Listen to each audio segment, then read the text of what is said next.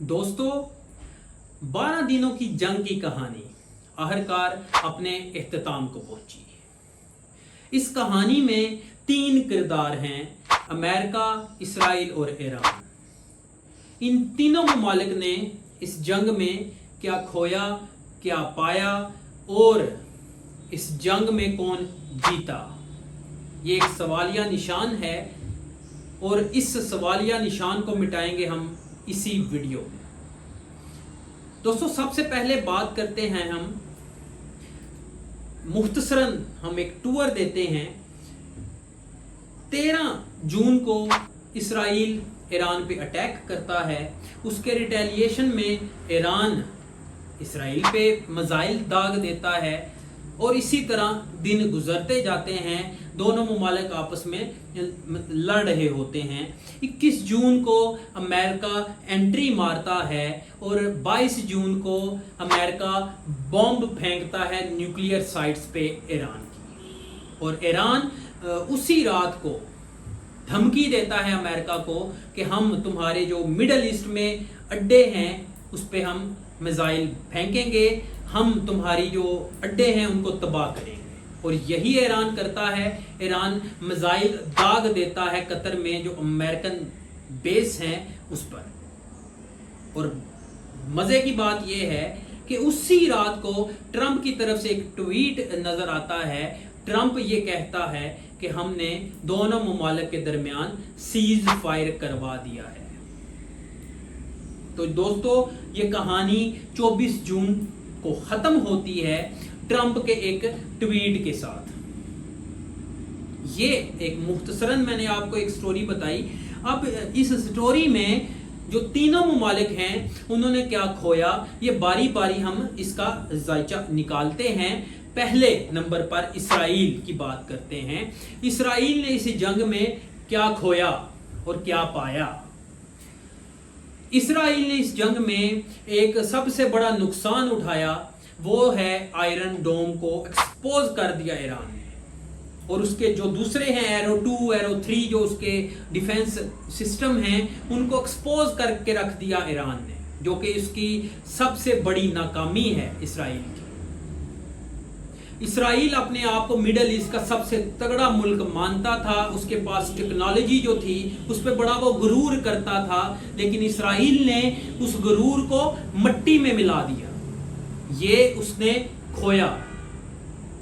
उसके साथ साथ उसने अमेरिका को जो धकेला इस जंग में, और अमेरिका उस तरह से इस जंग में शामिल नहीं हुआ जिस तरह इसराइल चाहता था। इसराइल चाहता था कि ये दुनिया वर्ल्ड वार 3 की तरफ चली जाए, लेकिन अमेरिका इस बात पे नहीं आया। अमेरिका मुख्तसर वार की तरफ गया, जिससे इसराइल को जो उम्मीद थी उस पे उसका पानी फिर गया। ये दूसरा उसको नुकसान हुआ। उसके बाद जो उसके रिजर्व्स थे मिसाइल्स के, जो उसके रिजर्व से मिलिट्री जो उसकी इक्विपमेंट थी उनमें अच्छी खासी कमी आई।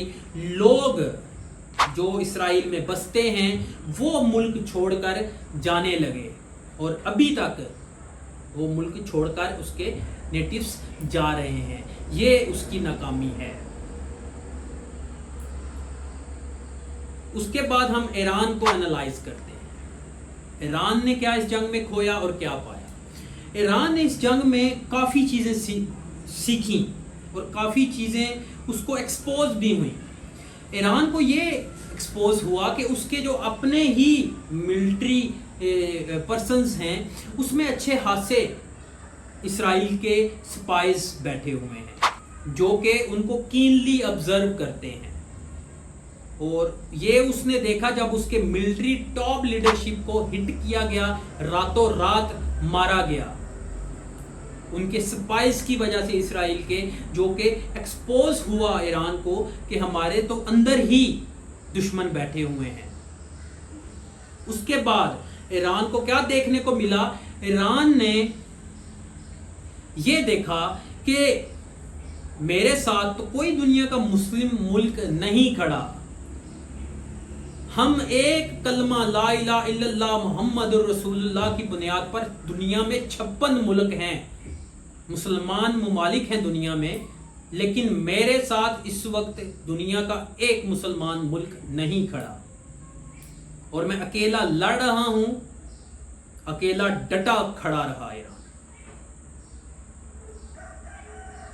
اس کے ساتھ ساتھ اس کو اپنی اہمیت پتہ چلی، جیوگرافیکل اہمیت جو اس کی امپورٹنس تھی، اس کو یہ پتہ تھی، پہلے بھی پتہ تھی، اس جنگ کے اینڈ پہ اس کو یہ واضح طور پہ نظر آ گئی جب اس نے یہ بات کی کہ میں جو اسٹریٹ آف ہارموز ہے اس کو بند کرنے پہ غور کر رہا ہوں۔ تب امریکہ کو یہ بات پریشان کیا اس بات نے، تو امریکہ نے چین کی مدد مانگی۔ دوستو آپ کو یہ سن کے حیرانی ہوگی کہ امریکہ نے چین کو یہ پیغام دیا کہ خدا را ایران کو اس بات سے روکے، اسٹریٹ آف ہارموز کو بند نہ کیا جائے۔ کیوں؟ اسٹریٹ آف ہارموز ایک ایسا راستہ ہے جس سے دنیا کی آئل کی جو سپلائی ہے، LNG کی جو سپلائی ہے، ڈیفرنٹ خطوں میں، یورپی کنٹریز میں، ایشیا میں، وہ وہاں سے ترسیل ہوتی ہے۔ اگر وہ راستہ بند ہو گیا، ایران کے خود کے لیے تو مسائل کھڑے ہوں گے، لیکن اس کے ساتھ ساتھ دنیا کی اکانومی کریش کر جائے گی۔ تو اس نے چین کی مدد مانگی۔ تو ایران کو اس جنگ سے اپنی جیوگرافیکل امپورٹنس کا بھی دھڑلے سے پتہ چل گیا۔ اس کے ساتھ ساتھ اس کو یہ بھی پتہ چلا کہ مجھے as soon as possible atomic bomb make کرنا پڑے گا، کیونکہ آئے روز اسرائیل ایران پہ اب حملے کی جو متواتر جو ایک سیکوینس ہے وہ تیز کرتا آ رہا ہے۔ اس کے بعد ہم آتے ہیں امریکہ، کہ امریکہ نے اس جنگ سے کیا کھویا اور کیا پایا۔ امریکہ نے اس جنگ سے جو سیکھا وہ یہ بات سیکھی کہ جیسے میں نے آپ کو لاسٹ ویڈیو میں بات بتائی تھی کہ امریکہ کے اپنے جو لوگ ہیں وہ وار سے تنگ آ چکے ہیں، ان کی اپنی جو ملٹری ہیں وہ وار سے تنگ آ چکی ہے۔ تو ان سے جو اسٹریٹجیکل پوائنٹ آف ویو سے دیکھا جائے، میں نے اپنی لاسٹ ویڈیو میں یہی بات کی تھی کہ امریکہ اب یہی چاہے گا کہ وہ شارٹ ٹرم وار کی طرف جائے، فوری طور پہ آئے، حملہ کرے اور اسکیپ ہو جائے، بھاگ جائے۔ اور اسی طرح امریکہ نے کیا، اپنے الائز کو بھی خوش کیا، اسرائیل کو بھی خوش کیا، ایران کی نیوکلیئر سائٹس پہ بھی اس نے بمباری کی، اور ویری نیکسٹ ڈے اس نے سیز فائر کا بھی اعلان کر دیا۔ اس نے ایک اسٹریٹجیکل طریقے سے اس وار کو لیا، الائز کو بھی خوش کر دیا اس نے، اور اپنے آپ کو بھی ایک لانگ وار میں انگیج نہیں کیا۔ تو اس جنگ سے امریکہ نے سیکھا تو کچھ نہیں، لیکن اس کو طریقہ کار پہلے ہی پتا تھا کہ میں اگر اس وار میں کودا تو میرے اپنے انٹرنل جو میٹرز ہیں وہ تو خراب ہوں گے ہی ہوں گے، اور مجھے منہ کی بھی کھانی پڑے گی۔ تو اس نے اوائڈ کیا اس چیز کو لے کر، اس نے صرف اور صرف باتوں سے، ٹرمپ نے ٹویٹ سے کہ ہم نیشنز ہیں، پاورفل نیشن ہے، ہم کہیں بھی جا کے اٹیک کر سکتے ہیں، یہ اس نے ایک روب بٹھا کے سائڈ پہ ہو گیا۔ اور جب اس کو ریٹیلیشن کا سامنا کرنا پڑا ایران کی، تو اس کے لیے اوبویسلی ایک امبیرسمنٹ ہوئی۔ تو ان تینوں ملکوں میں سب سے زیادہ جو سیکھنے کو چیز ملی وہ ایران تھا۔ ایران نے اس میں جو میں نے آپ کو پہلے پوائنٹس بتائے، اس میں ایران نے سب سے اپنا جو مین پوائنٹ ہے وہ یہ تھا کہ ایران نے چین کا ساتھ دیکھا کہ میرے ساتھ چین نے کیسا برتاؤ کیا۔ چین ایک ایسا کنٹری ہے کہ جو کہ ایران کے ساتھ انٹرنل ٹریڈ کر رہا ہے۔ یہ آپ میپ پہ دیکھ سکتے ہیں کہ ایران کے شہر ایک پوائنٹ سے لے کر ایران کے ایک پوائنٹ تک 10,400 کلومیٹر ایک لمبی ٹرین کی پٹڑی ہے، اس پٹڑی پہ کے تھرو ایران اور چین کے درمیان جو ٹریڈ ہے اس کو طے پایا گیا ہے، اور یہ کام 2025 میں شروع بھی ہو گیا ہے، اور اس سے چین ایران کے ساتھ اوبیسلی کھڑا ہوگا، یقیناً کھڑا ہوگا، اور جو اس کو ایکسپوز ہوئے دوسرے ممالک، جب اس نے قطر پہ ملٹری سائٹ پہ یو ایس کی حملہ کیا تو قطر نے تو اپوز کیا، لیکن اس کے ساتھ ساتھ سعودی عرب نے یہ بات واضح کر دی. سعودی عرب نے یہ کہا کہ جو ایران نے قطر پہ جو یو ایس ملٹری سائٹ پہ حملہ کیا وہ غیر قانونی ہے.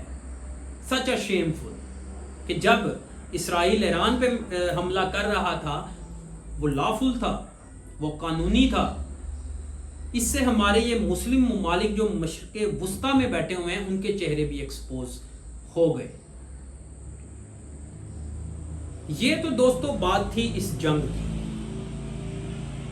لیکن ہم اگر بات کریں اس میں ایران کو بھی ہٹ نہیں کیا جا سکتا کیونکہ اس کے جیوگرافیکل امپورٹنس ہے، اس سے کچھ چیزیں دنیا کو مل رہی ہیں تو اس کی جان بخشی ہوئی.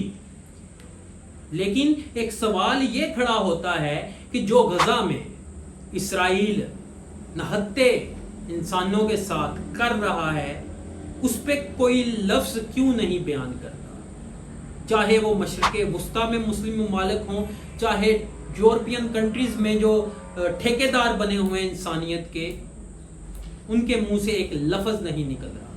ہر روز 30 سے 40 لوگ لائنز میں لگ کر مر رہے ہیں، ان کو کوئی پوچھنے والا نہیں، جو جب چاہے فائر کر دے مار دے غزہ کے لوگ. یہ بات سوچنے کی ہے، سمجھنے کی ہے. آواز اٹھائیے غزہ کے لوگوں کے لیے. امید ہے آپ لوگوں کو یہ میری ویڈیو اچھی لگی ہوگی. اچھی لگی ہے تو شیئر کیجئے گا، فالو کیجئے گا فیس بک پہ، یوٹیوب پہ سبسکرائب کیجئے گا. ملتے ہیں اپنی نیکسٹ ویڈیو میں، تب تک کے لیے خدا حافظ.